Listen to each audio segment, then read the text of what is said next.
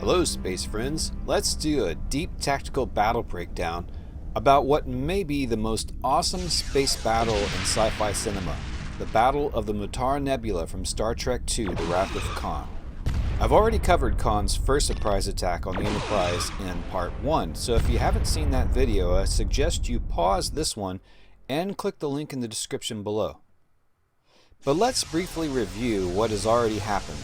Khan has captured the USS Reliant and lured Kirk, who is temporarily in command of the Enterprise, to the Regula 1 laboratory station, where the super powerful Genesis terraforming device is under development.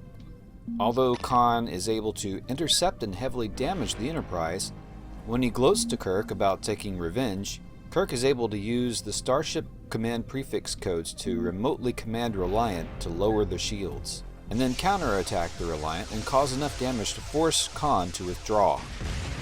Now, I want to make a minor correction to part 1 of my video about the damage and power levels of the Enterprise during the counterattack. I'd assumed that Scotty had time to restore auxiliary power when Kirk and Khan were talking, after the main power was taken offline. After Kirk asked Scotty if they have enough phaser power, I had always misheard Scotty to say, "A few short, sir," but what he had actually said was, "A few shots, sir." Using battery power alone to fire phasers was not enough to do any damage until the Reliant shields were lowered. This would be somewhat relevant because the next battle that these starships fight would be after both had been patched up to some degree. But before we get too deep into that, I have no sponsor for this video right now, therefore I will plug myself in this channel. Everything you see in this video and every 3D computer graphics video I do is all done by myself. I create the starships in Blender 3D from scratch. I devise and execute the special effects, the animations, and the sounds. I timestamp every key part of these videos and do all the video editing.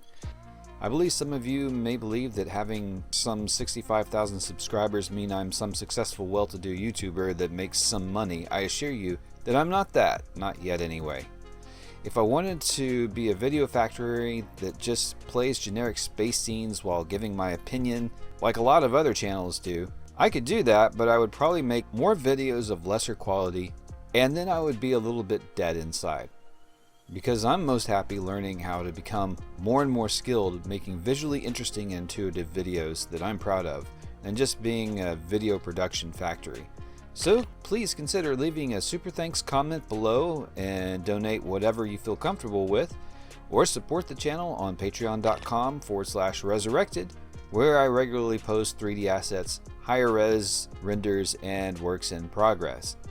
Or consider buying one of my 3D assets on CG Trader and probably on Etsy soon if it's not already in the link below. All of these links will be in a pinned comment or in the description. A special thanks to current patrons will come at the end of this video. And now back to the battle breakdown. Now we're going to skip ahead a bit in the movie and sum up that after Khan steals the super powerful Genesis terraforming device and tells Kirk that he shall be marooned down there on Regula, Kirk yells at Khan like this. Of course, this yell is really epic and it echoes throughout the cosmos and is now famous throughout movie culture. Khan's crew is able to restore sufficient power to bring the Reliant to combat readiness a bit faster than the Enterprise, but also through some clever encoded transmission trickery, Spock and Kirk were able to deceive Khan into thinking the Enterprise was too damaged to go anywhere or do much of anything. As soon as minimum repairs to the Reliant are finished, Khan goes looking to finish off the Enterprise, which would leave Kirk stranded inside the Genesis cave on Regula. Only the Enterprise is not there. Spock takes the Enterprise away from the scene and bought enough time to get some power restored on the Enterprise and then returns to the far side of the moon. After Kirk and crew are beamed up from Regula, it is apparent that a fight must happen. The Enterprise cannot let Khan go to unleash havoc with the Genesis device. They've got to get him. Enterprise is able to get a tactical plot on the position and heading of the Reliant while still hiding behind the planetoid. How are they able to know that the Reliant is coming? Two possibilities. One is that they are receiving telemetry or sensor data from the Regula 1 station, something they could have set up when they boarded it, or a reconnaissance sensor drone is providing data from the third position. Spock declares that Reliant can still outrun them and outgun them. Let's dive deep into that. Remember that Khan's first attack on the Enterprise devastated the mains, or the main power energizers, which are the primary power converters that feed off of the warp plasma. Scotty was able to bypass most of the damaged parts of the mains and get partial main power restored, but this means shields, phasers, and high impulse maneuvers would not be anywhere near full capacity. For the Reliant, however, although it did have its warp drive, impulse power, and photon fire control damaged in the counterattack, most of these systems are restored, and there is never any mention of the main energizers or major power systems being severely damaged. So the Reliant is doing relatively well as far as power generation and repairs. Also, the Reliant overall is a bit better armed than the Enterprise, especially with the 2 megapulse cannons and 2 additional photon torpedo launchers that the Enterprise doesn't have. Fighting the Reliant head-on would be foolish. Reliant would have more power for shields, weapons, and maneuvers. But a way around all of Reliant's advantages is to fight in a location where all of these advantages are negated, and in this case that would be the Mutara Nebula cloud nearby. And now it's time for some science. This may be the first occasion in sci-fi cinema history where a nebula plays a major part in the plot. What is a nebula in the first place? Are a real nebula anything like what is portrayed in this movie? Well, yes and no. A nebula is just basically a giant cloud of dust and gas in space, and there are many different types. A typical nebula can span several light years and have several stars within it. So for example, the Orion Nebula is 30 to 40 light years in diameter. In fact, if you were sitting inside the Orion Nebula, you would not be able to see all the awesome colors that we can actually see much easier from a distance. Clearly the Mutara Nebula is nothing like that kind of nebula. Another type of nebula, sometimes called a planetary nebula, can form right after a supernova explosion where the gases from the dying star are slowly expanding. These would be denser nebula and full of interesting things, since the black hole or pulsar in the nebula would be spewing all kinds of delightful radiation and causing all kinds of gravitational anomalies, which would create eddies, currents, illumination, and the like. But I also do not believe that the Mutara Nebula is one of these either. It could be, but if it were, we would probably notice a very prominent pulsar or neutron star somewhere in these scenes, or even signs of a black hole, and it would be quite noticeable at the Regular One station. It is also apparent that the Mutara cloud is pretty close.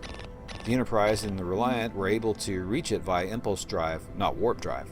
So I believe that the Mutara Nebula is a stellar nursery, and that the Enterprise and Reliant fly into this gas clump where a star is starting to form before it reaches an ignition stage.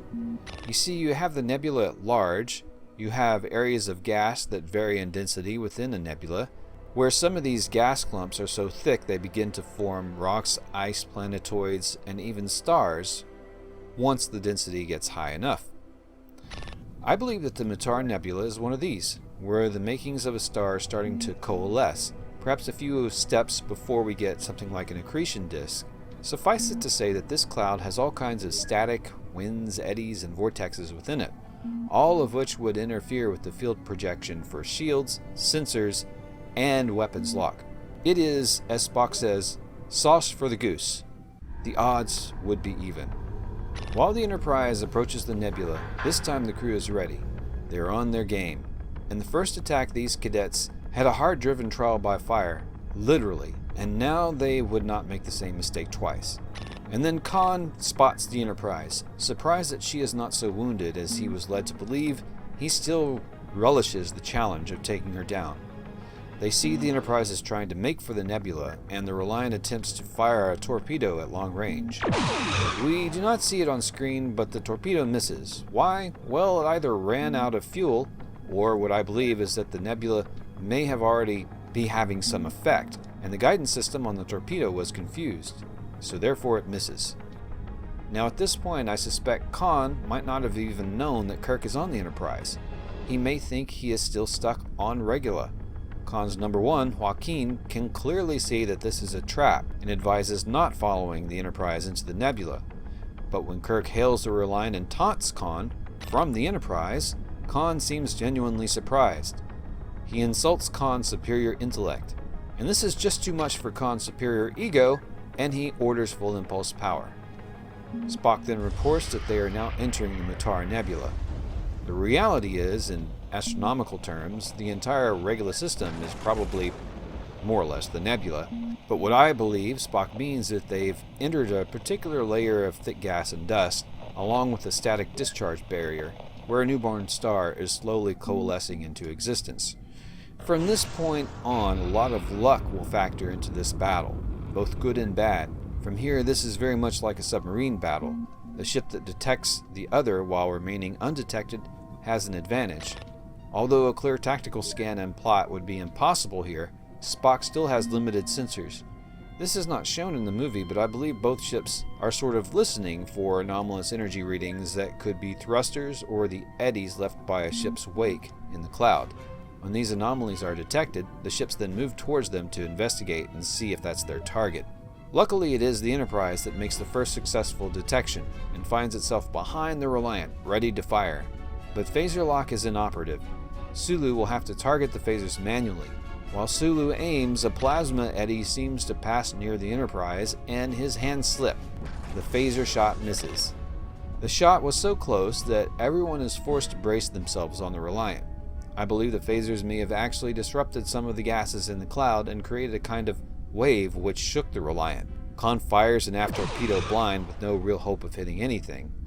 And then Khan finds a little tactical gift, an area of high discharge creating a kind of light show and storm right ahead of them. He turns back on his course. Now, some of you believe that this move was incidental rather than strategic. I think it was a little bit of both. By keeping the energy discharge behind the Reliant, he blinds the Enterprise while getting a slightly better view from his perspective. It's kind of like attacking from the sun. The maneuver takes him to point-blank range, forcing the Enterprise to go evasive to starboard. Reliant's phaser cannon attack rips into the torpedo bay and takes out the port side airlock there. Enterprise returns fire with port phasers.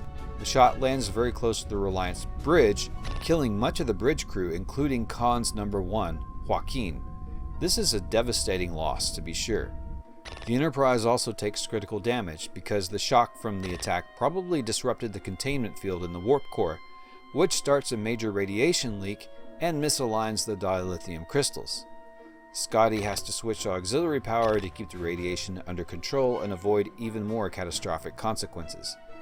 The Enterprise would definitely not be going to warp anytime soon. Oh yes, and Enterprise is now down to only the starboard torpedo launcher. The two ships return to their cat and mouse game in the Nebula. Spock detects sporadic energy readings indicating that the Reliant may have actually activated impulse drive rather than just use thrusters. This would mean the Reliant may be cutting and running, but Kirk doesn't think so. He knows Khan wouldn't go through all this trouble just to break off then. Spock then reveals the pattern he notices, that Khan seems to ignore the third dimension with his maneuvers. Perhaps Khan's intellect is not as strong as everyone thinks. Kirk anticipates that Khan will soon be back. He has the Enterprise move on the Z-axis and sinks it 10,000 meters. With Chekhov now at the weapons console, he orders torpedoes to ready. Sure enough, Khan returns expecting to see the Enterprise in front of him somewhere, but it's nowhere to be seen. The Enterprise rises from the depths of a cloud vortex and is lucky enough to see the Reliant right in front of them. Kirk unleashes everything they have.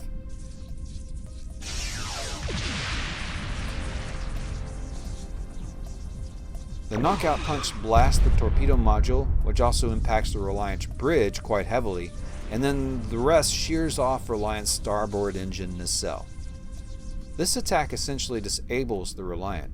Remember that the Reliant doesn't quite have the crew that the Enterprise has, since Khan marooned most of them on Ceti Alpha 5, so the loss of life in this case is significant.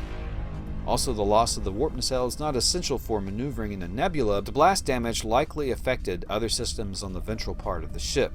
It also lights the Reliant up like a flare, making it an easy target to detect in the nebula with all the plasma leakage there. As far as Kirk is concerned, the battle is over. He demands Reliant's surrender. Of course, it's not that simple. Khan activates the Genesis device, which will almost certainly destroy the Enterprise and start terraforming whatever is in the blast radius once it builds up enough energy. According to Kirk's son, who helped invent the thing, it cannot be stopped. One wonders, why didn't Kirk just finish off the Reliant and completely destroy it at this point? Well, we're not sure, but perhaps doing so would have caused an early detonation, not as powerful but enough to severely damage the Enterprise. In fact, perhaps just destroying the Reliant and risking a warp core breach at that range could have also severely damaged the Enterprise. Enterprise is still on auxiliary power, and it seems she doesn't even have full impulse. The only way they can escape in time is with warp drive. Repairing the damage to the warp drive is their only hope for survival. Unfortunately, most of the engineering crew is still recovering from the temporary radiation leak from earlier. Spock thinks quickly and gets his ass down to engineering. What he must do is reach into the dilithium crystal chamber and realign the crystal so they can focus the antimatter. This would mean exposing himself to deadly radiation. Of course, he gets the job done, and the Enterprise is able to engage warp. And then two amazing things happen. First, the Genesis effect.